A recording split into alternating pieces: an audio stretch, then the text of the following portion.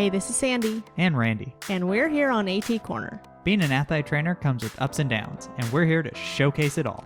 Join us as we share our world in sports medicine. Welcome back to another episode of AT Corner. For this education episode, we have our first interview of 2024, and I feel like we're going to discuss a topic that is fairly large in sports and sports medicine, but doesn't get as much attention, I feel like. I feel like it did for a hot minute, but then people got over it. Yeah. And I feel like it just kind of got pushed into the background. But I feel like talking about underserved communities and just kind of like what some of our athletes are going through I feel like that's pretty common in a lot of the settings that we have.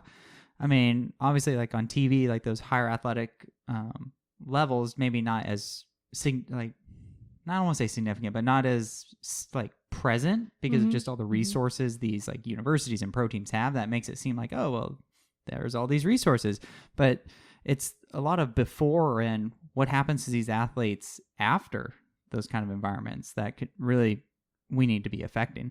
Right, exactly. And also, that's why it's so important how we talk about how athletic trainers are sometimes the only healthcare access that an athlete or anyone who you're working with can have access to. Yeah, for sure. And yeah, I definitely have noticed that where I work is I'm probably the first healthcare provider that my athlete has probably actually seen. Mm-hmm. Yeah, it's a huge window of opportunity. Oh, most definitely. So do you want to introduce who we're talking to today? Yes. So who we are interviewing, by the way, both, I'm pretty sure we talked about what our Cal State Fullerton alums, go Titans.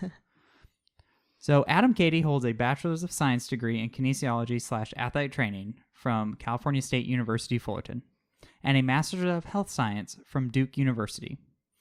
He is also a graduate of the Sports Medicine Fellowship Program at the Stedman Clinic in Vail, Colorado, which we have had a guest way early on that did that same fellowship. Currently, Adam works as a physician associate at Kaiser Permanente in Los Angeles, California. We also had Chris Bates on. He is a certified athletic trainer and strength and conditioning specialist. He is the senior sports medicine manager and head athletic trainer for the USA Water Polo's men's Olympic team. So with this dynamic duo, they really helped put into perspective some of the things that we don't think about on an everyday basis, and kind of brought to the forefront some really important topics. So we're excited to share those with you. Adam and Chris, what made you guys become an athletic trainer? You go, Christopher. Oh, man.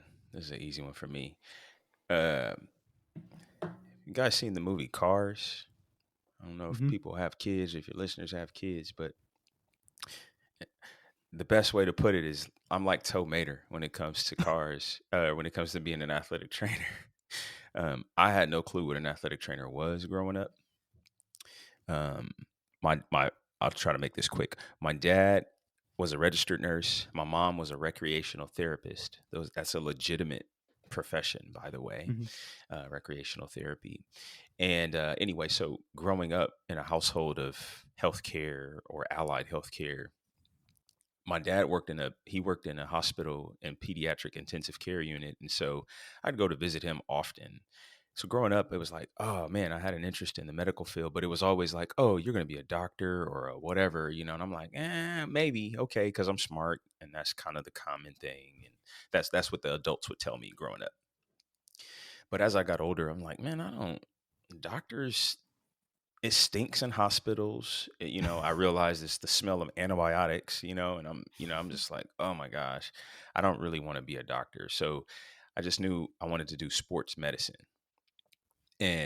But that was just because I was a young kid interested in sports, but also had some proximity to people who were in the medical realm, but it was just as a nurse and a recreational therapist. And I was able to subsequently see doctors or whatever, but not even like orthopedic doctors or surgeon, didn't know the difference. And so fast forward to high school, I had a hall pass to go to the bathroom or something. And on my way back to class, I saw a friend of mine who was going to the library at the high school to hear somebody from a college talk about their college. And so I said, oh, here's a reason for me not to go to my boring history class.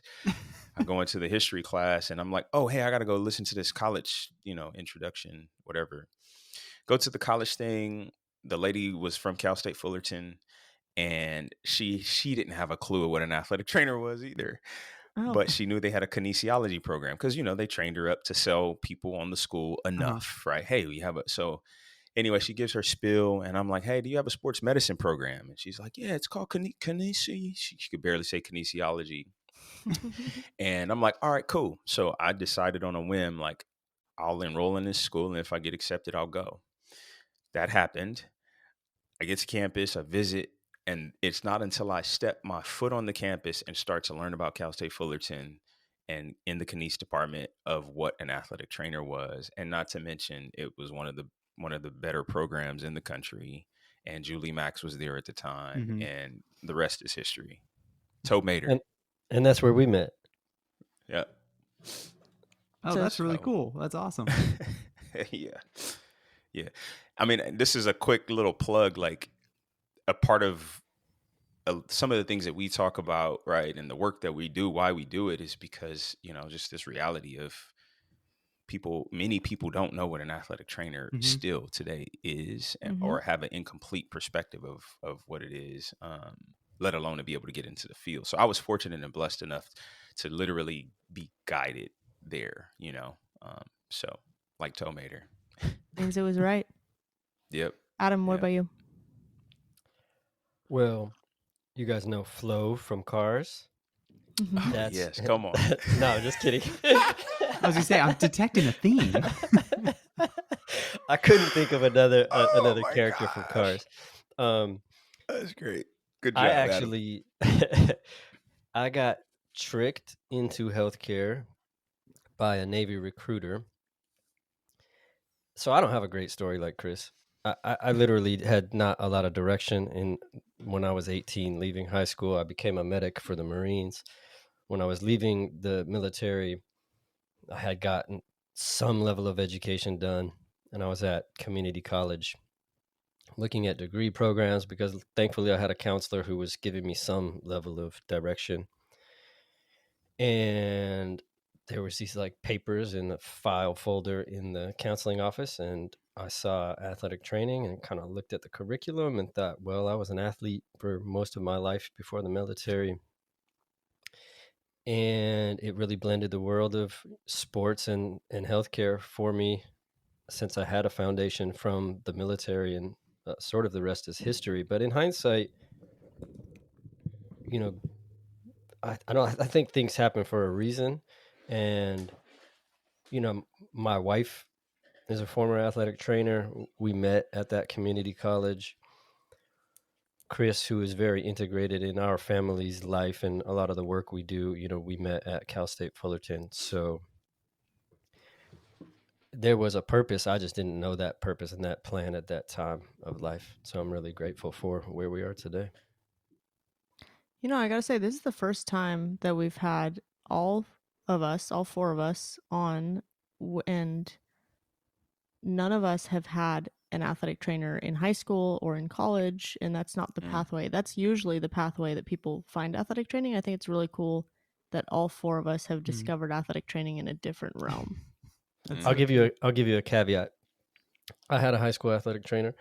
He had a PhD, and I did take his sports medicine course, but that didn't send me on the path. Although 10 years after my athletic training degree, my sister, I think my parents were like cleaning out the house, and my sister sent me papers that I had written from high school that I hadn't seen in forever. And one was like a professional, it was from a class like career counseling or something. And I had to choose 3 or 4 professions to write about. And I picked like medicine, dentistry, and athletic training. And I had no idea. I did not remember writing about athletic training in high school. Oh my gosh, that's funny. Very random. So it was meant to be. I was destined at some prophecy. point. Yeah. You manifested it without even knowing. Right, exactly. So we do here on AT Corner like to pair evidence and experience. That's one of our main goals. So, with this idea of serving underserved communities, could you guys help us kick it off with a story or an experience or a case study about this topic? Yeah, Definitely. I Go, got a Adam. I So got a real many. recent one. Yeah.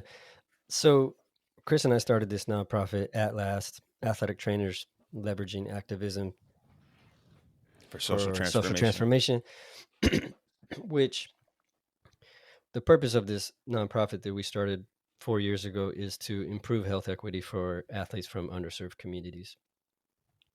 A big initiative that we had great success with in 2023, we have titled our ERA program, which is taking athletes from underserved communities that have insurance plans, Medi-Cal, the HMO system, which are ostensibly going to fail them if they need long-term rehab.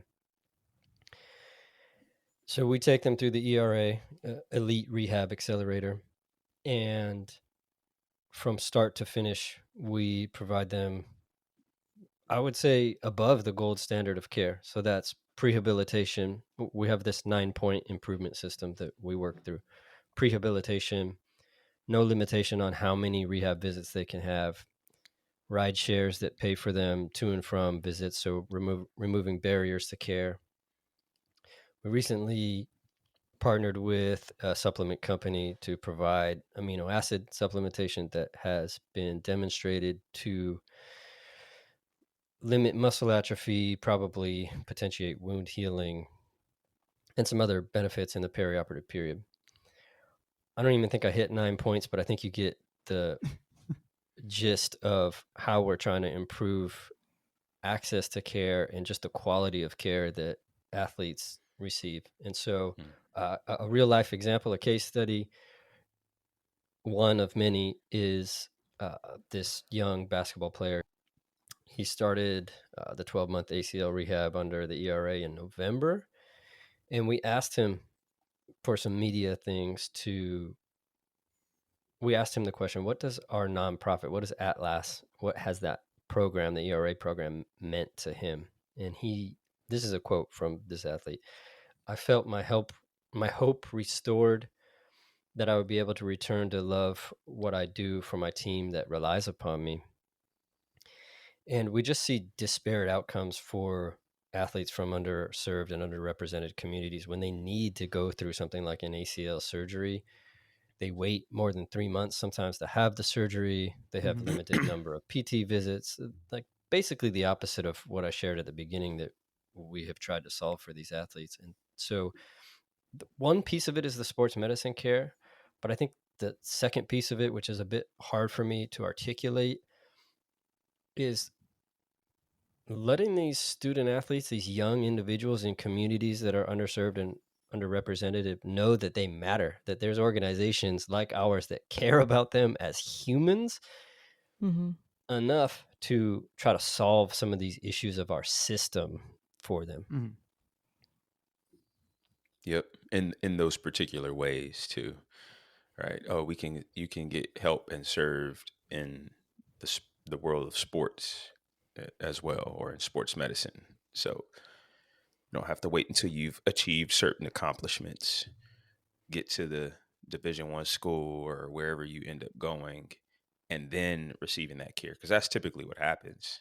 Yeah. But there's a slew of kids who arguably won't make it to that next level, but definitely can because of these disparities. So we're just trying to bridge that gap. And to give some numbers to the underserved and underrepresented students that we're talking about, just in LA and vicinity of LA, so not even all of California, not even all of Southern California. One county in Southern California. Yeah. Well, and some adjacent counties for the Yeah. number that I'm going to define, but Right. nearly 203,000 on a yearly basis student athletes at the secondary school level have a type of insurance that's going to fail them if they need long-term rehab. And I mean long-term by like more than a couple of weeks. Yeah. Mm-hmm. That's 99% of that student athlete population. And so just on a yearly basis, there's a great need. In 2023, we affected a small percentage of that 99%, but we hope that number grows over time. Nice. That's awesome. That's really cool. Can you help us define what that underserved population is? Yeah, absolutely. I think if you go from like a Webster's dictionary definition, you'll find something to the effect of groups that have limited or no access to resources and are disenfranchised. Underserved and underrepresented populations stem from systemic issues. Poor education system in the United States. This is not Adam's opinion. This is just stats and statistics. This is a microcosm of the society we live in today. Keep going, my guy. So the healthcare system, the education system, systemic racism, biases that occur in our healthcare system from the patient side, the provider side, all lead to individuals being underserved and underrepresented. There's Marginalized. Yep. yeah. So our system is probably not going to change in the near future, but we feel at Last that our leverage comes from our connections in the sports medicine and athletic training community, our experience. Our board has some incredible individuals which have over 100+ years of organizational leadership and sports medicine experience. So we feel, even though we may not affect every life that needs to have some impact, we can make a small change. Yeah. Which could make a big change in someone's life. It has. Absolutely. Yeah. And I think that's the piece, is the ripple effect that occurs with just teaching one individual that they matter, that people care about them, that they should receive this level of healthcare despite what our society is saying otherwise. Because then that affects their teammates, it affects their coaches, it affects their athletic training staff at some of these schools that actually have an athletic trainer, and it affects their parents, it affects their siblings, Their community. their Yep. community. Right. For a lot of these kids, the athletic trainer, and this is for places that even have one, Yeah. Mm-hmm. is that's the only point of contact to any sort of medical care, you know. So when we really talk about it impacts the community, we don't mean that lightly, right? Because they're coming in asking an athletic trainer about like their tia and their auntie and grandma and nana, and my sister bumped her head last night, and you know, so that definitely affects community, because it's so Absolutely. And it um also, oh, go no, go ahead, ahead, I'm Chris. sorry. No, you go. I was just gonna say, it also kind of like you said, like being able to show like what care like these student athletes should be getting. Because if they don't see that, they just think how the healthcare system is. Oh well, that's just what it is. So Yep. You're it changes exactly that right. tone. Like, oh, I know Yep. what I should be getting. Right. And they don't know Perspective. what they can't what they could get, right? Mhm. And so then so how do you, and then you layer on top of that some of the other systemic issues that Adam talked about that are historical.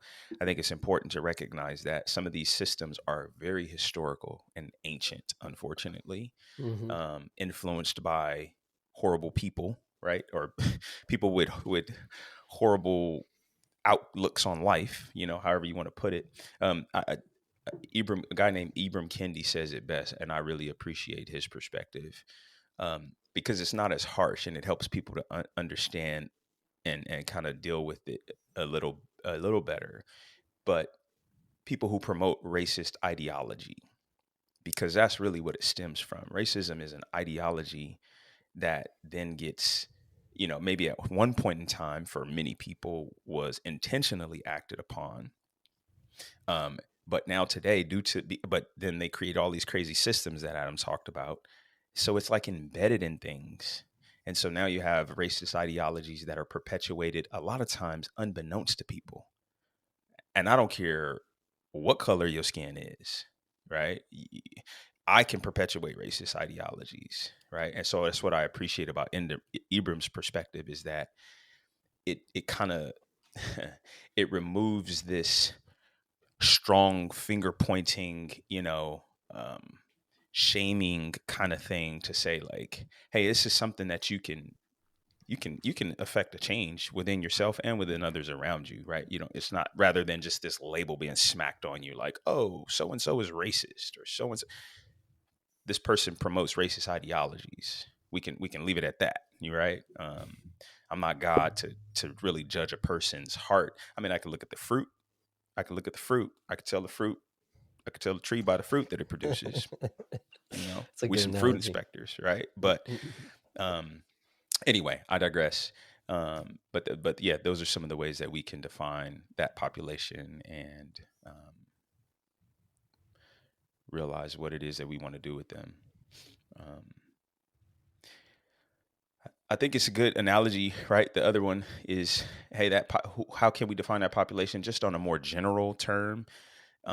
Is recognizing that there are people who deserve to eat, but aren't eating for a variety of reasons because they don't have the resources, whatever, right? And so then it's like, hey, we can give them food, or we can give them a fish to eat. They eat for a day. The other way we can identify them is, okay, they don't have food, but some of them don't know how to go get the food. So they don't know how to fish. So then it's like, okay, we teach them how to fish. They can eat for a lifetime. And then sometimes it's like, okay, that's good enough. But then we say, no, well, that's actually not good enough, because, okay, they know how to fish, but they need resources. Where do they get the fishing pole? Where do they get the bait? Where do they, so then we resource them with the tools so that they can be self-sufficient or rely on their own skill sets and abilities. And then the last piece is showing them where to go get the access, right? How can you access the food? How can you get to the pond so that you can go fish and then bring the food back? So with that framework, you have a lot of ways that we can identify some of these marginalized communities, or people, where we can step in and provide a helping hand, or a hand up, not a handout. So I was gonna say that's already kind of tying in to what maybe some of these barriers are. So what would you guys see as like barriers for these patients? There's a lot. We alluded to some of them. Mm-hmm. One is transportation. So if you live in a community that doesn't have a quality rehab center close by, where you can't walk or catch an easy bus ride, or you don't have a parent that can drive you to and from, or you don't own a car. So there's many factors to transportation being a barrier. Mm-hmm. Access to quality food, nutrition, amounts of protein, knowledge of that is a significant barrier to your recovery after knee surgery and many other surgeries. So food deserts, to that point, I would add that, right? That's a big barrier, Yeah, absolutely. You could growing up eating top say ramen and the you could say our inexpensive health. foods, right? Which will get you by without a doubt. But we all know how wonderful that stuff tastes, but it's not very nutrient dense, Right. And so yeah, I mean, that's recovery. Performance would be a whole other topic based on nutrition. Another barrier is just the healthcare system. Another barrier is not having an athletic trainer at your high school, which, if you talk about LAUSD alone, they have 80 some schools, only 6 or 7 of them currently have an athletic trainer that works Wow. on site. This is sport. 60 some of those have football, a collision sport. Wow. They are making Now, some efforts to work on that, I will say, right? sure Awesome. they But are. So that's one point I wanted to make about barriers. the other piece is, we have noticed in our work that just having that one person on site as a bit of a coordinator allows us the connection to these athletes to then help them. It's really hard to give away free healthcare. It shouldn't be that way, especially the It's level of crazy. healthcare that we are giving away. Mm. So another that leads me to my thought of, people are barriers, coaches are barriers, administrators are barriers, and not purposefully. Right. They just don't have the knowledge that we have, and sometimes it's hard to convince people to have our passion and purpose, because it's not the work that they do, and they're leading their lives that are really busy and overwhelmed. And so people can be barriers. Yeah. And more specifically, I'll elaborate on that: fear, distrust. Those are specific things that are barriers, right? Which, and this is important to like call out specifically, so then that you then know how to that informs your practice, right? So it's like, oh, if you're fearful, we got to figure out what it is that they're afraid of.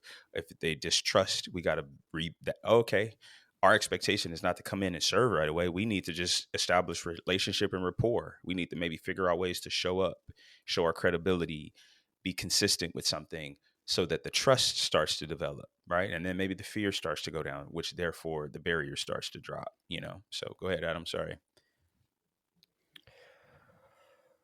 So other common ways you'll hear barriers defined as social determinants of health.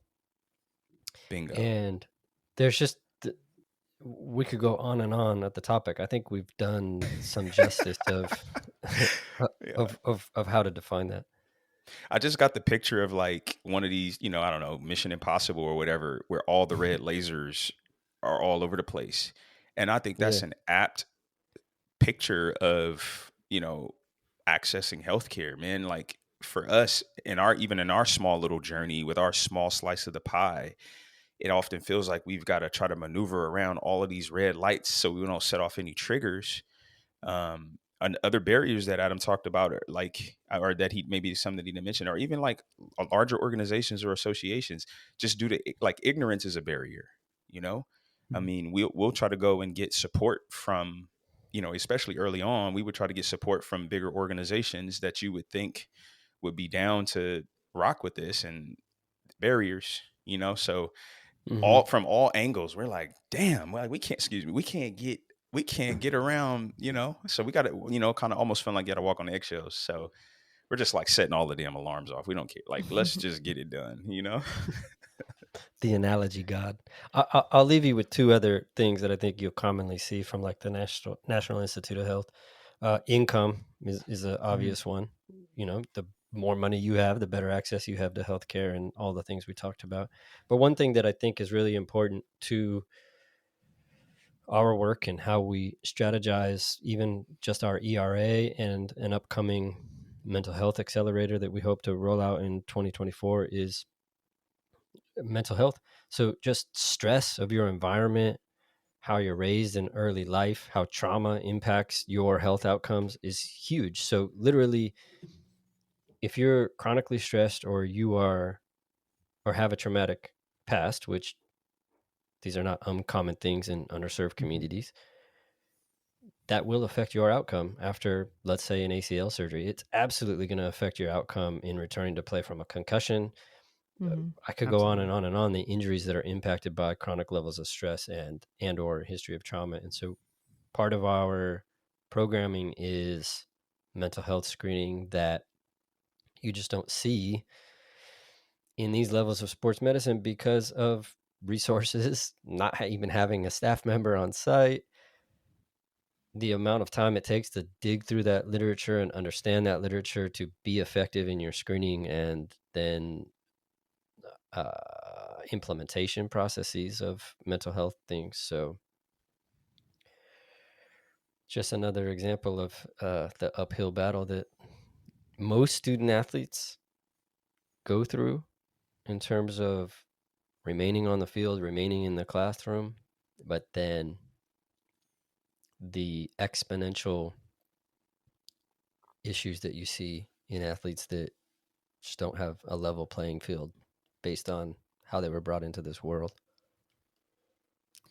I'm relating to a lot of this as far as what I'm seeing with working at my previous job as my current job, with getting access for students to mental health resources, because that too is something that is needed and something that is wanted. But sometimes, even if we have the resource, that, and we have resources on campus, but sometimes there's still barriers to getting these student athletes to these resources, even though they're on campus, they don't need transportation.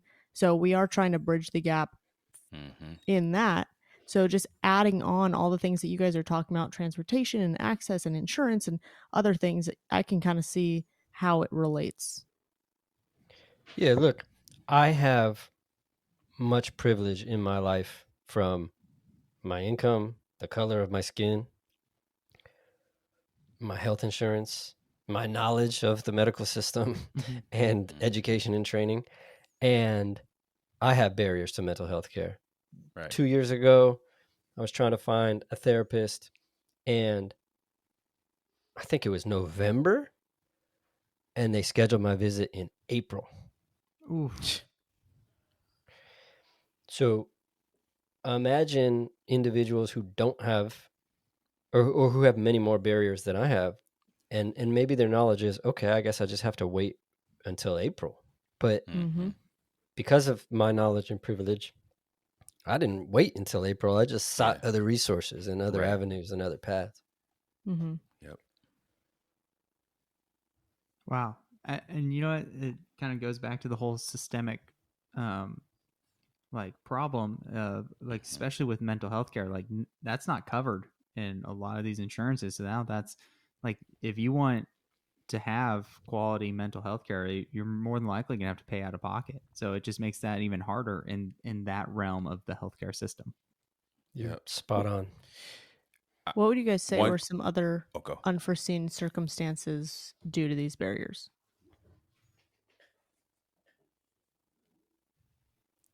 I think a big unforeseen circumstance is the message it sends to young children that this is the norm of life. Yep. And some other unforeseen consequences, I think, are, let's say you don't get the rehab you need, you don't get to come to Atlas ERA program. That may be your college education that is gone for a lot of student athletes.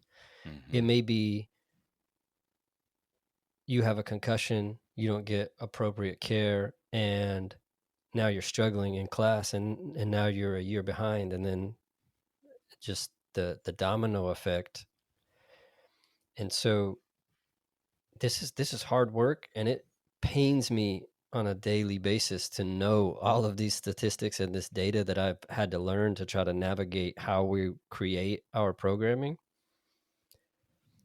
But then I'm also rejuvenated when we have some success stories, and just knowing that hopefully these individuals that we have impacted can go back and serve in similar ways throughout their lifetime, so that over time we reduce some of these unforeseen consequences that you pose that question to.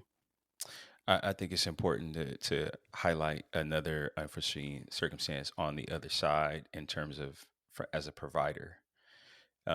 These discrepancies or these systemic issues impact the provider or the caregiver as well, because the things that they don't know leads to poor outcomes or whatever, right? I mean, if I don't have enough cultural awareness, if I don't have enough societal awareness to even recognize that these systems are in place, even if I'm, I'm a great person, but if I don't recognize that this great person is operating in a jacked up system that dehumanizes a lot of people or promotes, promotes or discriminates or whatever, um, I can walk around just aloof. And so if I have, just practical stuff for an athletic trainer, for instance, if I've got said athlete who comes in and speaks sternly to me or is frustrated because they're dysregulated because nobody understands how to talk to them, or nobody understands the barriers that they had to face in order to show up to the athletic training clinic, or and even if there's no physical barriers, the mental barriers, right, to show up in the athletic training clinic, to to the point made earlier. It's like, well, sometimes we have access and those physical barriers may not be there, but there's still those mental barriers that are there. It's like, oh, all you have to do is just walk 20 feet to the clinic. You're already there. There's still so many mental barriers so my point is, for the practitioner, if we are unaware of that, some of these unforeseen circumstances that come up, is now we start giving these athletes a bad rap. Oh, they're just non-compliant. Yeah. Oh, they don't really want the help. Mm-hmm. They don't really care. They have everything they need. Why don't they just, and that's such an ignorant perspective. And it definitely leads to some of these unforeseen circumstances, and once you realize those things as a provider, you're like, oh, dang, I didn't realize that, I want to double down on that point, Chris. I think that is very salient. I've been on the other side of that as a healthcare provider. Me too. As a Labeling, Black healthcare provider. So, yeah. labeling a student athlete as soft, non-compliant, they don't come for treatment, right? I think we should all challenge ourselves to ask why. Because maybe that person had a father that died the week before. Maybe that person has a mother with cancer. I mean, these are real things that are happening in people's lives.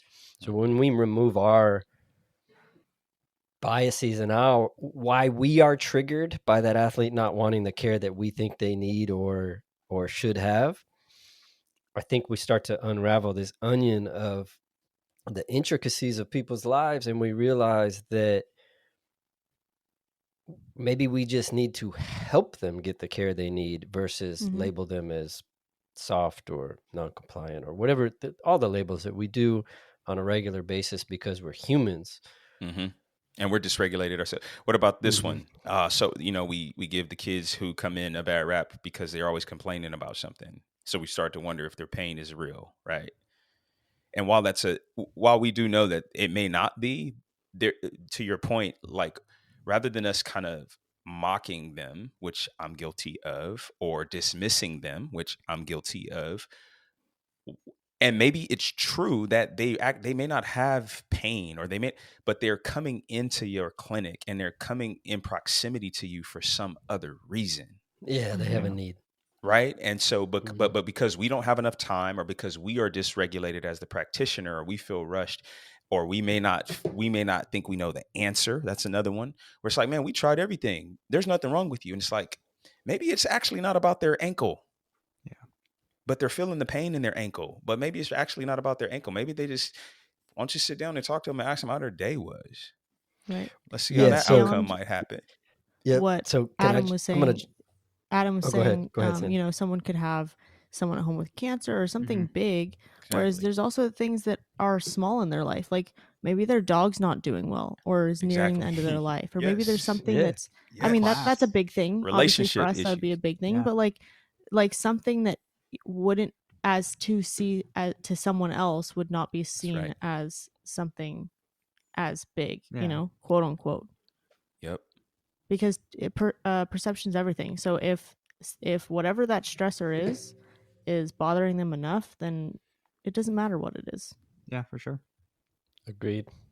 So we talked about those, like, again, like that was a good point about that mental barrier of getting to the athletic training room, because you're right, sometimes it's like it's just a couple steps. So what are some strategies that like ATs can do to help promote a more inclusive, maybe equitable environment, making that mental barrier maybe a little bit easier to overcome about coming into the athletic training room? Cheap plug, go listen to our podcast episodes. No, seriously, because we talk at length, and so therefore maybe even ad nauseum for a lot of people about some of these things, right? But but more seriously, we we have a couple things that folks can do. I think practically, starting with the man in the mirror, or the woman in the mirror, the person in the mirror, right? One of our guests on the show was a guy named Dr. Stuart Shanker, which he what a critical moment in my life, right? That's a definitely a touch point when I got exposed to his stuff, because he wrote a book and has a whole, model based on self-regulation.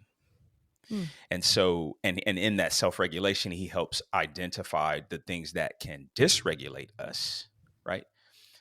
Environmental factors, biological factors, so many things, right? Some of the students we are dealing with are dysregulated, and some of their barriers are their actual injuries and or illnesses, some of which Mhm. they may not even be aware of, because they don't, Yeah. so a lot of people don't even know what well and good and healthy feels like, right? And so and we don't do any better in our institutions because we teach to sickness and illness rather than health and wellness for the most part, right? Mm-hmm. Um, Mm-hmm. so anyway, so starting with the person in the mirror, a cheap plug for Dr. Shinga. I don't get paid for that, but I think picking up the book Self Reg, or just Googling Self Reg and just familiarizing yourself with the concepts, even that would help tremendously, because then once you're better regulated, it puts you in a state of mind to be able to see more clearly, listen more effectively, and just basically have more compassion, that I believe the human race has an innate ability to do. But there's so many barriers, or so many things that have jaded and pirated the human spirit. I feel like I'll there are a double lot of down on things that. that say that talk about dysregulation, and I think there needs to be more things that talk about regulation and how to Yeah. actually get there. Self-reg, Yeah. Dr. Schenker's work will do just that. Yeah. He's an OG. I was gonna say I'll double down on Chris's point of how you bring yourself to interaction with people, even if you are even if you are I'm trying to figure out how I want to word this. There's evidence to show that if you just show people empathy, you benefit from it. Mm-hmm. So even if you came at it from a Selfish, purely yeah, selfish standpoint, you're helping yourself. So yeah, take the other side of it and just yep. say, I'm going to present myself as empathetic because it's going to help this person and it's going to help me at the same time.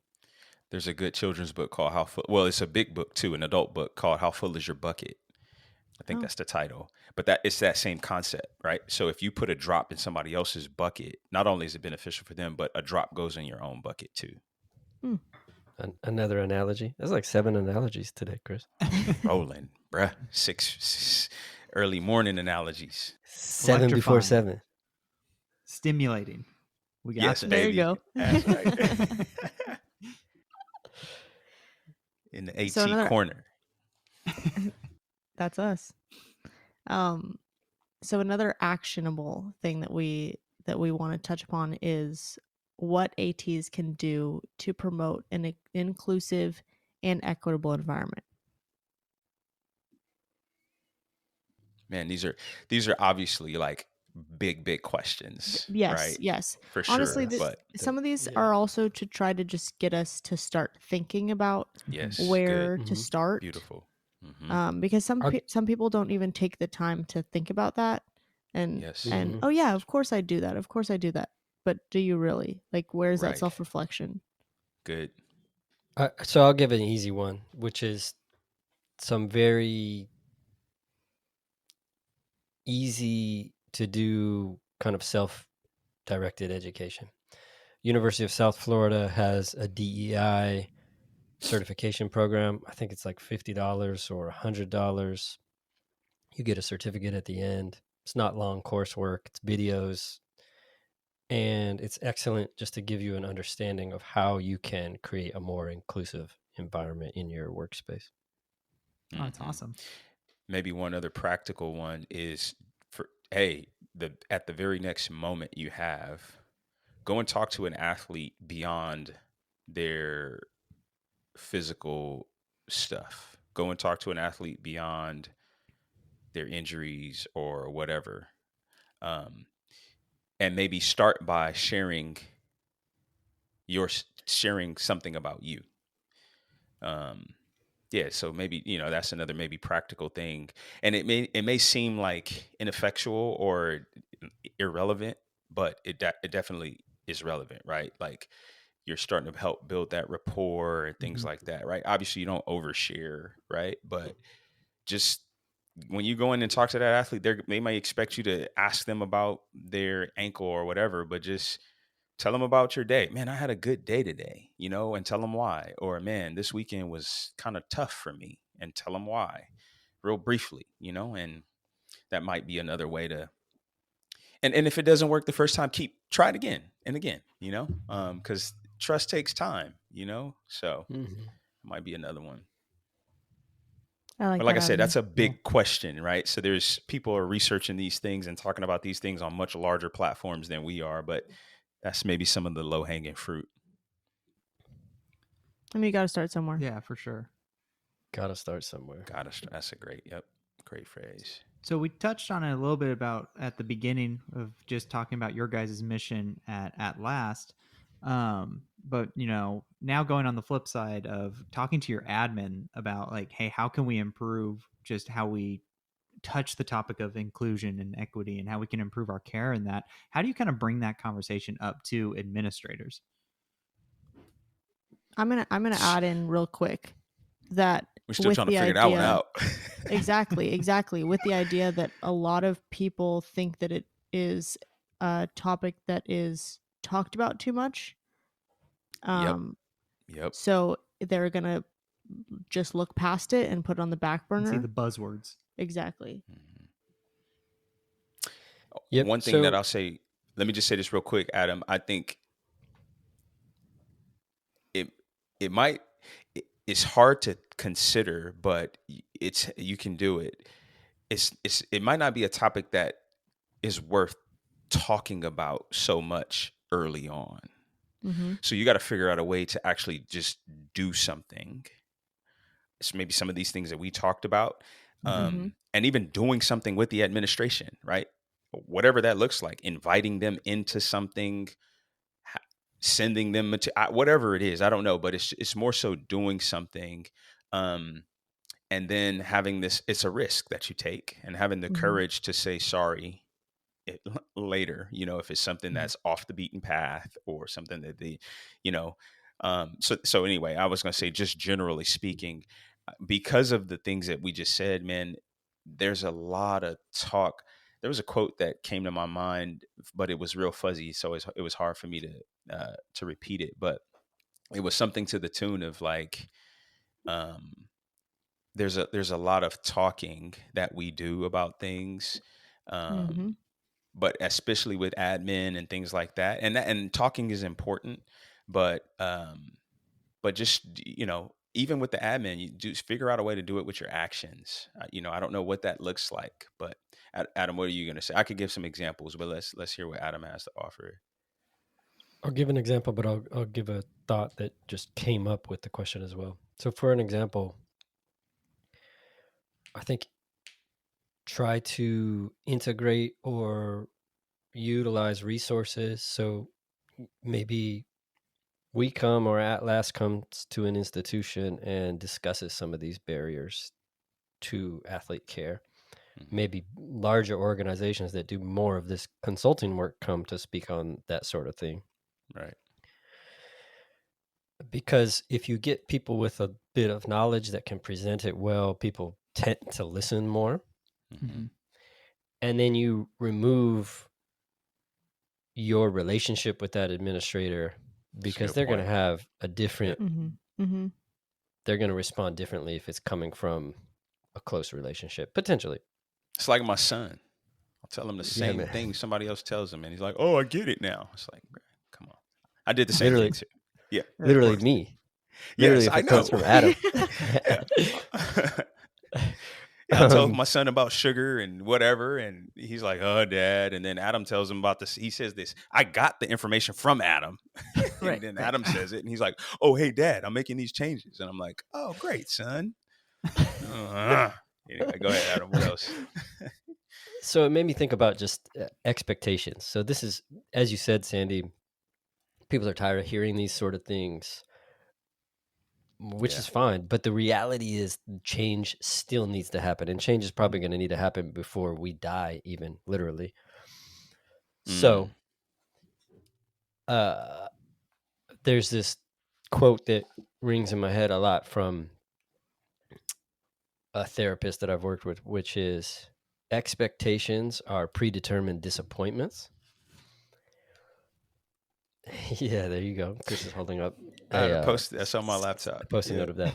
So just temper your expectations when you are trying to affect change in any, That's in good. not even with diversity and equity and inclusion In things life. in Yep. life. Not to mean that you can't be passionate and you can't have a plan and you can't work really, really hard when you haven't met those expectations. But I think there's a high potential to feel disenfranchised when you bring things to an administrator and things are constantly shut down. Mm-hmm. So just have appropriate expectations and understand it's probably going to take several discussions for you to affect change in your work Well, setting. also realizing that administrators a lot of times have a lot brought to their plate, Yeah. so they That's have to right. pick and Yep. choose what Yes, they're Sandy. interested in. So if you Yep. can do it in a way that makes them feel like they are making the change or that it's something on their interests, yeah, at the very bottom level, You got it. that's really where Yeah. we need to get it started. Yeah. Have it be their idea. Like I really like what you Amen. said, Chris, Exactly. about bringing them in and seeing what you're doing because it might spark that Yeah. action on their end. Man, sure. you got this piece started. Now we can continue this in the Yes. department. Yep. So many administrators are aloof, and not intentionally, for the Yeah. reasons Right. that you just mentioned.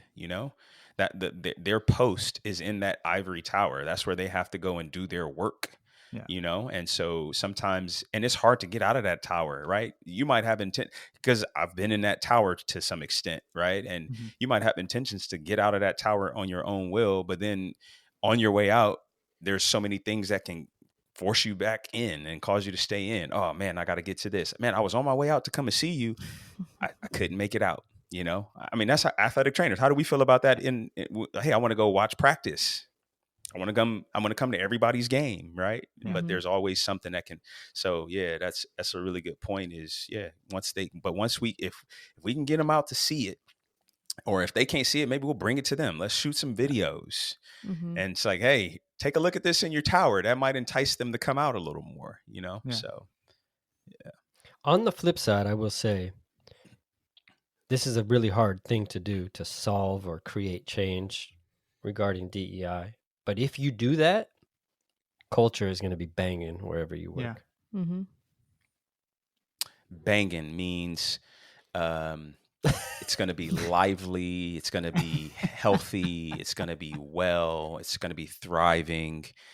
Look, I just modeled, this is what it's about, Yeah. right? Like some folks don't even have an awareness of like their audience. You don't know how, you have to learn how to read a room, right? Even, right? Like we don't know all the different listeners that are listening to this podcast. And Adam used a term that some may banging. What did he mean? like, is he going to be hitting on something?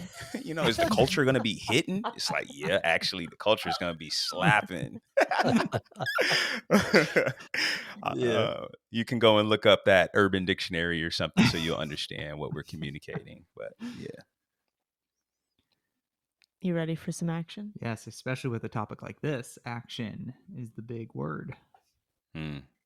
So we like to finish up our episodes with an action item, something that athletic trainers, beyond what we've already talked about. I feel like we have a couple of actionable items already, but Yeah. just something actionable that we want ATs to know about working with underserved populations. Just tie us up. Regulate yourself. Great. I love Love it. that. I'm going to take it a slightly different direction. I would just say support our organization. And Hey, yeah, word up. and look, I respect support. So financial impact is huge for the work that we do. We need money. Yeah.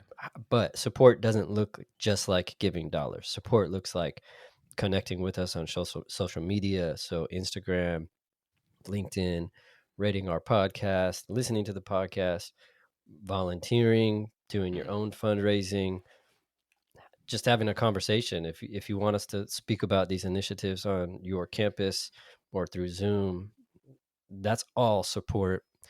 Support is just getting the word out at times. And so that might look like you have an uncle that works for an entity that might be a supporter of our organization and creating a warm handshake. So Yeah.